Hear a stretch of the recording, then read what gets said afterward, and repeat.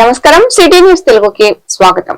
ముందుగా ఈనాటి వార్తా విశేషాలు. బాపట్ల జిల్లా చినగంజాం మండలంలోని వ్యవసాయం కన్నా ఆక్వా సాగు లాభదాయకంగా ఉండడంతో రైతులు రొయ్యల చెరువులు సాగుపై మళ్లుతున్నారు. ముఖ్యంగా పెద్దగంజాం, చినగంజాం, మోటుపల్లి ప్రాంతాల్లో గత 2 ఏళ్లుగా రొయ్యల మార్కెట్ ఆశాజనకంగా ఉండడంతో సాగు విస్తీర్ణం భారీగా పెరుగుతుంది. పాత వ్యవసాయ భూములు, ఉప్పు కోటారు భూములు ఇప్పుడు ఆక్వా చెరువులుగా మారుతున్నాయి. భూమి యజమానులకు ఎకరాకు ఏడాదికి 20,000 నుండి 30,000 రూపాయల వరకు లీజు లభిస్తుంది. కూటమి ప్రభుత్వం ఏర్పడిన తర్వాత ఆక్వా రైతులకు విద్యుత్ బిల్లులపై సబ్సిడీ ప్రకటించడంతో సాగు ఖర్చులు తగ్గి లాభాలు పెరుగుతాయని రైతులు ఆనందం వ్యక్తం చేస్తున్నారు.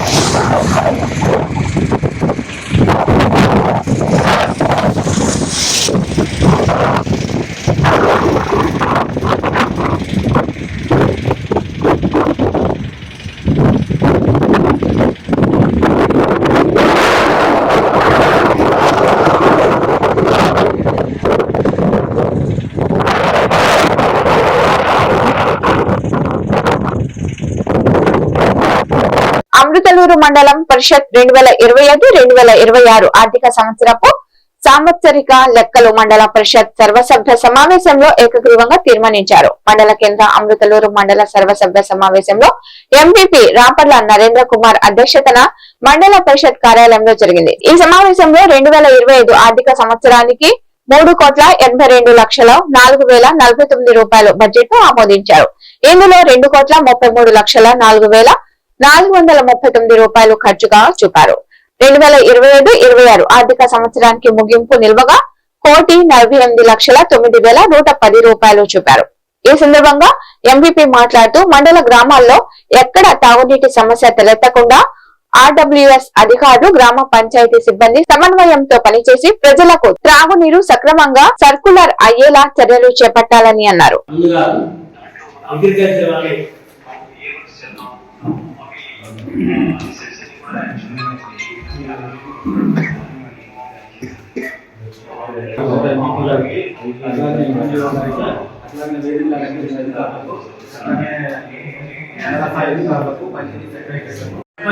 పదవీకాలం అయిపోయింది. మన ఏప్రిల్ 2వ తారీఖుతో కొత్తగా మళ్ళీ స్పెషల్ ఆఫీసర్లు వేయడం జరిగింది. మరి డిప్యూటీ ఎండిఓ గారిని అమర్తలూరు, కూచిపూడి, గోవాడ వేయడం జరిగింది. అలాగే ఎండిఓ గారిని ఇంటూరు, పెదపూడి గ్రామాలు, మోపర్రు, ఏఓ గారి పాంచాలవరం, మూలపూడి గ్రామాలు అట్లా ఆఫీసర్లు వేయడం జరిగింది.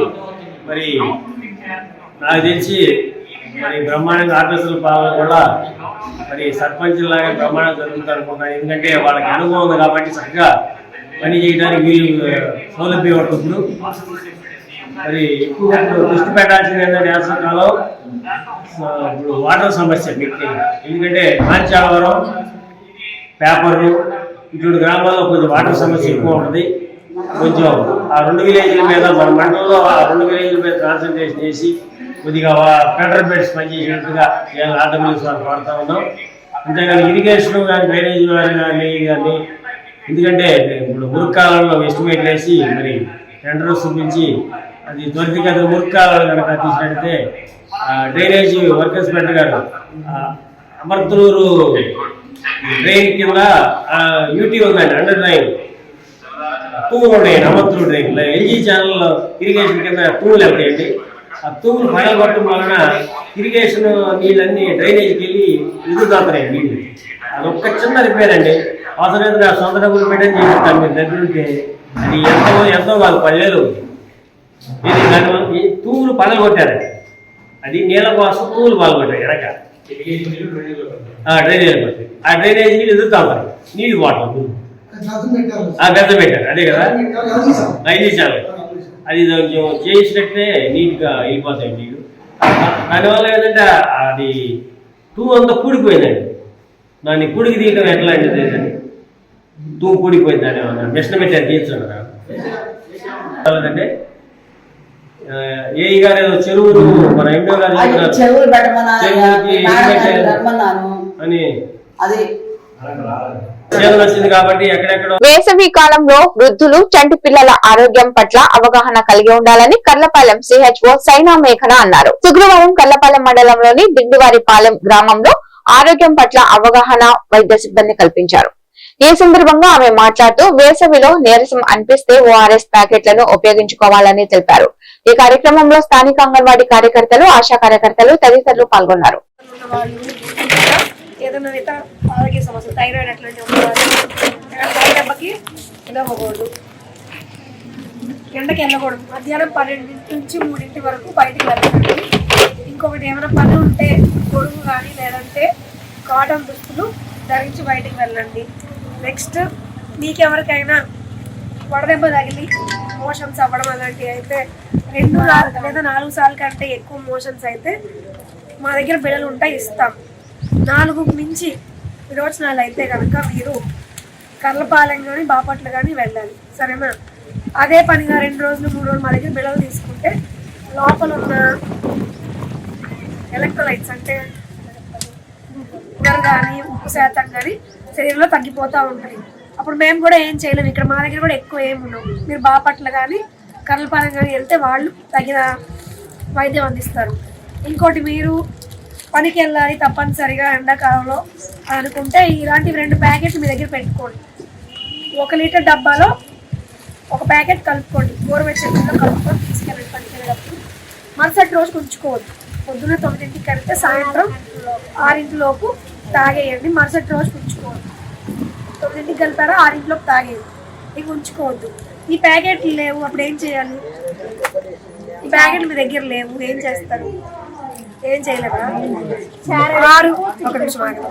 6 స్పూన్లు ఉండగా చిన్న స్పూన్ 6 స్పూన్లు పంచదార వేసుకొని 1 స్పూన్ ఉప్పు వేసుకొని మీ ఇంట్లోనే ఓఆర్ఎస్ తయారు చేసుకోవచ్చు, సరేనా? ఇప్పుడు ఎండాకాలం ఉంటుంది, మనకి వర్షాకాలంలో ఎట్లాగా ఫోన్లకు మెసేజ్ వచ్చింది కదా, మీ ప్రాంతంలో పిడుగులు పడతాయి, మబ్బులు వస్తాయి, వర్షం వస్తుంది మెసేజ్లు పంపించారు. ఎండాకాలంలో కూడా అలాగే పంపిస్తారు మెసేజ్లు. ఈ సంవత్సరం అన్ని సంవత్సరాల కంటే ఎండలు ఇంకా తీవ్రంగా ఉంటాయి కాబట్టి జాగ్రత్తగా ఉండండి. ఇప్పుడు చెప్పిన వాళ్ళే కాదు, పిల్లలు, గర్భిణీలు, లేకపోతే ఆరోగ్యం బాని వాళ్ళే కాదు, అందరూ ఇంకా జాగ్రత్తగా ఉండండి. మధ్యాహ్నం 12 నుంచి 3 వరకు ఎవరు బయటకు వెళ్ళరు. ఒకవేళ వెళ్ళాలనుకుంటే తల మీద చున్నీలు వేసుకోవడమో, కాటన్వి గొడుగులు పెట్టుకుని వెళ్ళడమో వెళ్ళండి. అది ఏమైనా బాగోకపోతే మాకు చెప్పండి. మా నలుగురిలో ఎవరో ఒకరు కనపడుతూనే ఉంటారు కదా, చెప్పండి. నీటి వృధాను తగ్గిద్దాం, జలధారణ కాపాడుకుందాం అని బాపట్ల జిల్లా డిఆర్డీఏ పిడి విజయలక్ష్మి అన్నారు. కర్లపాలెం మండలంలోని దిండివారిపాలెం గ్రామంలో జలధారపై ప్రత్యేక సమావేశం జరిగింది. ఈ సందర్భంగా విజయలక్ష్మి మాట్లాడుతూ త్రాగు, వ్యవసాయ నీటికి కావాల్సిన వనరులను కాపాడుకోవాల్సిన బాధ్యత మనపై ఉందని అన్నారు. ఈ సందర్భంగా కర్లపాలెం ప్రత్యేక అధికారి అద్దూరి శ్రీనివాసరావు మాట్లాడుతూ భవిష్యత్ తరానికి నీరు ఎంతో ప్రాముఖ్యం కావున నీటిని వృధాగా తగ్గించి జాగ్రత్తగా వాడుకోవాలని ఆయన పిలుపునిచ్చారు. ఏం చేస్తామంటే ఆల్ ఇంజన్స్ ద్వారా మనం లిఫ్టింగ్ చేస్తాం. యాక్చువల్గా ఎవ్రీ ఇయర్ ఒక కెనాల్ లో వాటర్ వస్తుంది. అసలు ఇప్పుడు ఈ ఆర్మిడా కెనాల్ అన్నారు చూసారా, ఈ ఆర్మిడా కెనాల్ ఇన్లెట్ అవుట్లెట్ ఇదే యూజ్ అవుద్దా? బోత్ మన సైడ్ మనకి ఏంటంటే డెల్టా ఏరియాలు కానీ ఏంటంటే both drinking water and drainage and irrigation sources ఇదే దాని కింద అవుతుందా? కాకపోతే మన కెనాల్ లో మేడం గుర్రపు కట్ట అదంతా ఉంటుంది మేడం. అంటారు అట్లా ముళ్ళులు ఉంటాయి. అవునులే మేడం.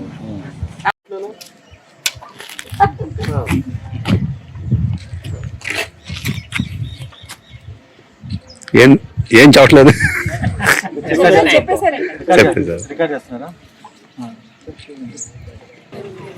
ఈ జలధార జలహారతిలో ముఖ్య ఉద్దేశం ఏంటంటే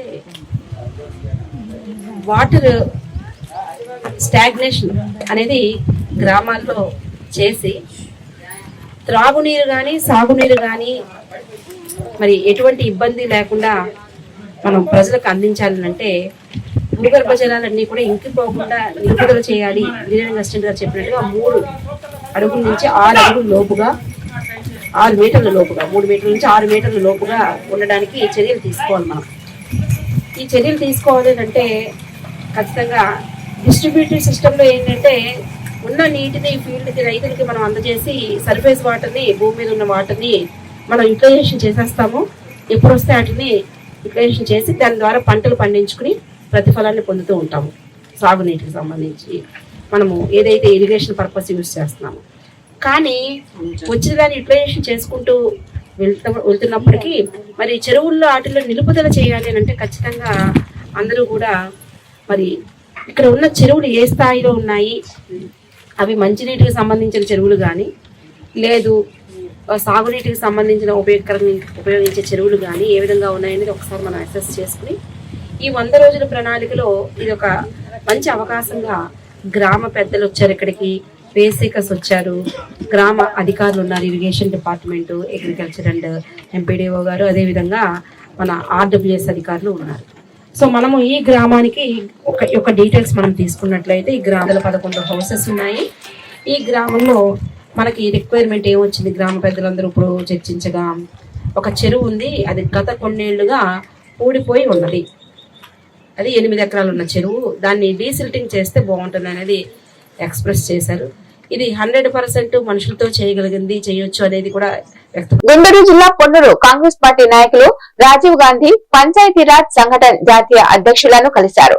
ఈ సందర్భంగా పొన్నూరు మండలం కాంగ్రెస్ పార్టీ అధ్యక్షులు అందే దిలీప్ మాట్లాడుతూ రాజీవ్ గాంధీ పంచాయతీరాజ్ సంఘటన జాతీయ చైర్మన్ డాక్టర్ సునీల్ పన్వర్ సారథ్యంలో ఆర్జీపీఆర్ఎస్ బలోపేతానికి కృషి చేస్తామని తెలిపారు. ఈ కార్యక్రమంలో ఆర్జీపీఆర్ఎస్ రాష్ట్ర కన్వీనర్ గంటా కిరణ్, జిల్లా పార్టీ అధ్యక్షులు NM Sudheer Babu, city Congress party అధ్యక్షులు ఖలీల్ అహ్మద్, పొన్నూరు నియోజకవర్గ కాంగ్రెస్ నాయకులు కంటేటి యలమంద తదితరులు పాల్గొన్నారు.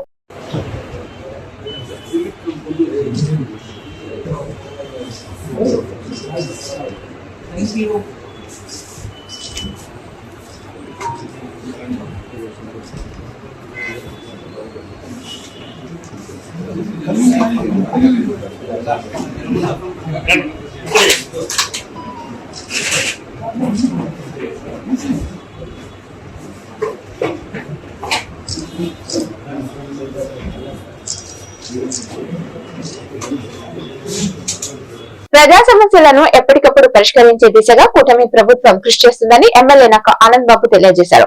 శుక్రవారం మండల పరిషత్ కార్యాలయంలో కొనిటేటి రోసయ్య మీటింగ్ హాల్లో పీజేఆర్ఎస్ కార్యక్రమం నిర్వహించారు. ఈ సందర్భంగా ప్రజల నుంచి అర్జీలు స్వీకరించి వాటి పరిష్కారం కోసం చర్యలు తీసుకున్నారు.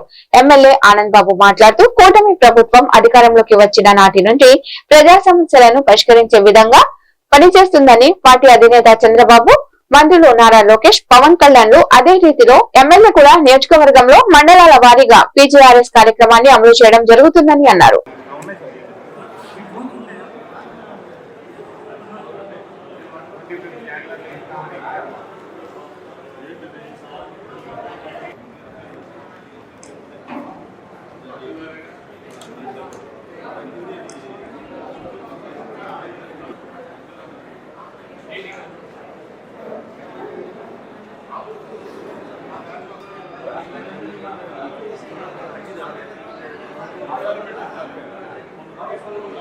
మీరు అడిగితే అనవసరంగా అధికారులు ఇబ్బంది పెడుతుంటే మాత్రం ఈ పరిష్కార వేదిక మీకు ఒక మంచి దిక్సూచిగా నిలబడింది. ఆ దిశగా మీరు ఈ కార్యక్రమం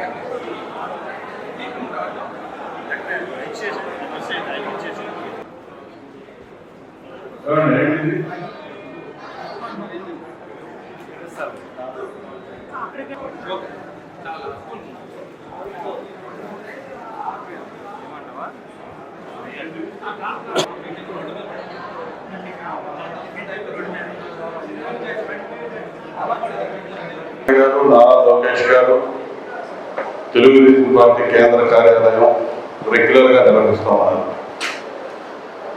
అదే విధానంలో నియోజకవర్గ స్థాయిలో మనం కూడా ఈ కార్యక్రమాన్ని నిర్వహించుకుంటా ఉన్నాం. మీరు ఇచ్చినటువంటి సమస్యల పరిష్కారానికి విజన్ యాక్షన్ ప్లాన్ టీమ్ సభ్యుల ద్వారా ఎప్పటికప్పుడు ఈ సమస్యలో మీరు ఇచ్చినటువంటి అర్జీల్ని ఏ దశలో ఉన్నాయో పరిశీలన కూడా జరుపుతా ఉన్నాం.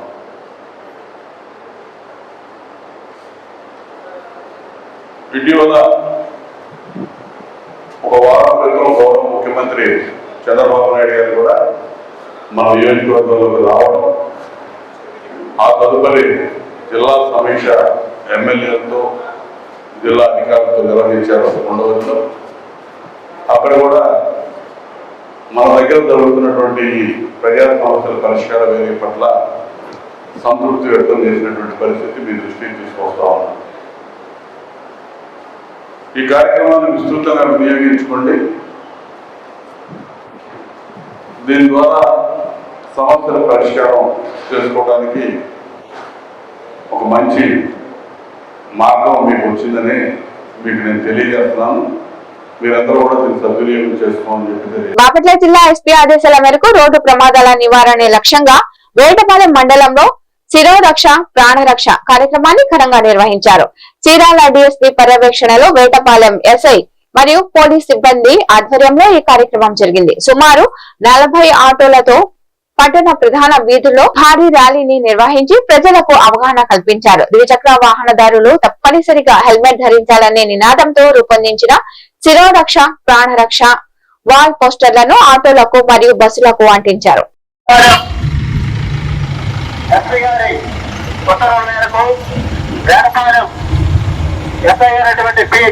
ఆధ్వర్యంలో శిరోరక్ష ప్రాణరక్ష కార్యక్రమం ఈ కోసం మీ కుటుంబం కోసం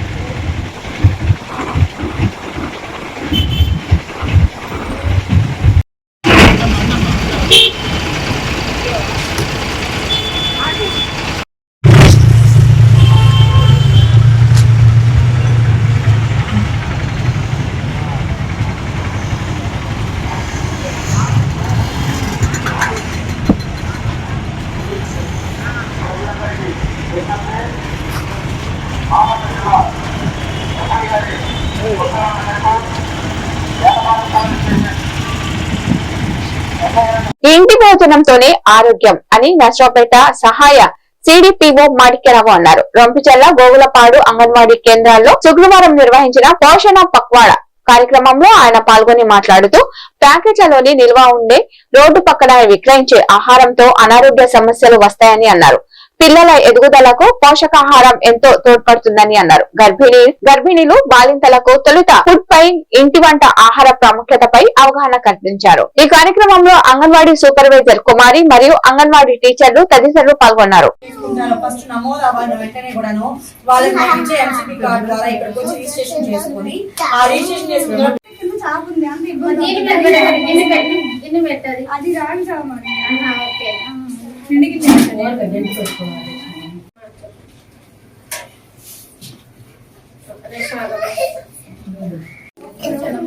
కొంచెం ముందు కన్నా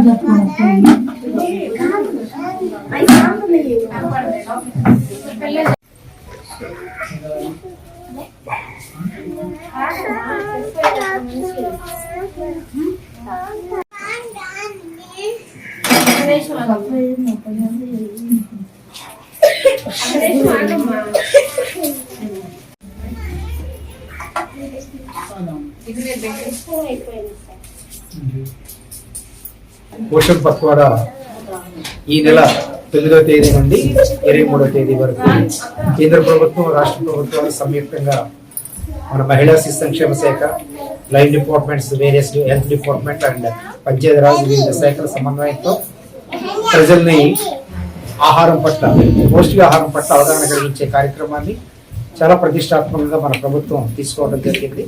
ఈ కార్యక్రమంలో భాగంగా ఈరోజు 5వ రోజు. ఈరోజు అంశం ఏంటంటే ఇంటి ఆహారమే తినాలి, బయట జంక్ ఫుడ్ కానీ, తర్వాత ప్యాక్డ్ ఐటమ్స్ కానీ, తర్వాత కురుకురేలు ఏదైతే మన మనుషులకి నష్టం చేసిందో ఆ ఆహారం బయట మార్కెట్లో విరివిగా దొరుకుతుంది. ఈ ఆహారాన్ని మనం అవాయిడ్ చేయాలి. దీని పట్ల మనం ప్రతి కుటుంబాన్ని చైతన్యం చేయాలి. ఎలా చేయాలి చైతన్యం? మనం వేరియస్ డిపార్ట్మెంట్స్ కలిసి మన అంగన్వాడీ కేంద్రాల ద్వారా అంగన్వాడీ కార్యకర్తల్ని, తల్లుల్ని సమావేశాల ద్వారా, తర్వాత గృహ సందర్శనల ద్వారా, తర్వాత ప్రతి ఒక్కరిని 15 రోజుల పాటు వివిధ అంశాల మీద మనం అవగాహన కలిగిస్తూ ఉన్నాం. దీనిలో మన గౌరవ కలెక్టర్ మేడం గారి ఆదేశాల ప్రకారం ప్రతి కార్యకర్త ఈ జిల్లాలో 2031 అంగన్వాడీ కేంద్రాలు ఉన్నాయి. 2031 అంగన్వాడీ కేంద్రాల్లో ఈ రోజు ఈ పౌష్టికాహారం గురించి అవగాహన కలిగిస్తూ జంక్ ఫుడ్ ని ఎలా అవాయిడ్ చేయాలి. ఇప్పుడు ఉదాహరణకి ఆ కూల్ డ్రింక్స్ తాగకూడదు, ప్యాక్డ్ ఐటమ్స్ తినకూడదు, కురుకురేలు, ఫ్రైడ్ ఐటమ్స్ తినకూడదు. ఇలా ఏదైతే తినకూడని ఆహారం ఉందో ఆహారం పట్ల ఈ ప్రజలందరినీ చైతన్యం చేయాలి. ముఖ్యంగా గర్భవతులు, బాలింతలు, 5 సంవత్సరాల వయసులో ఉన్నటువంటి బిడ్డలు, వీళ్ళందరి కోసం ఆ తల్లుల్ని చైతన్యం చేస్తే ఆ తల్లి తన బిడ్డల యొక్క, తన కుటుంబం యొక్క ఆరోగ్యం యొక్క బాధ్యత తన తల్లి అవగాహన. మొక్కజొన్న సాగు చేసిన రైతులకు గిట్టుబాటు ధర కల్పించాలని డిమాండ్ చేస్తూ రంపచర్ల వ్యవసాయ మార్కెట్ వద్ద వైఎస్ఆర్ కాంగ్రెస్ పార్టీ ఆధ్వర్యంలో రైతులు ధర్నా చేపట్టారు. మొక్కజొన్న పంటకు సరైన గిట్టుబాటు ధర లేక తీవ్ర నష్టపోతున్నామని రైతులు ఆవేదన వ్యక్తం చేశారు. ఈ ధర్నా కార్యక్రమానికి నర్సరావుపేట మాజీ శాసనసభ్యులు డాక్టర్ గోపిరెడ్డి శ్రీనివాస్ రెడ్డి, గురజాల మాజీ శాసనసభ్యులు కాసు మహేష్ రెడ్డి ధర్నా కార్యక్రమంలో పాల్గొని వారు మాట్లాడుతూ మార్కెట్ లో గిట్టుబాటు ధర లేకపోవడంతో రైతులు పంటను పొలాల్లోనే వదిలేసి దేవుడిపై భారం వేసి నా దుస్థితి నెలకొందని విమర్శించారు. ఇప్పటికైనా ప్రభుత్వం స్పందించి రైతులను ఆదుకోవాలని కోరారు.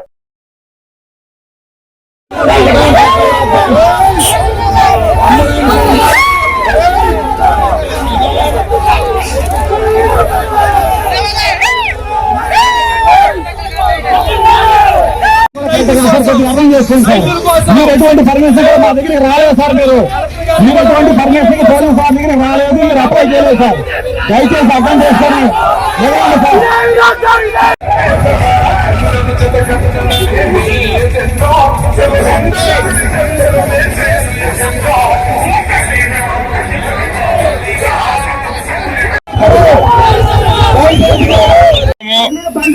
హైవేలో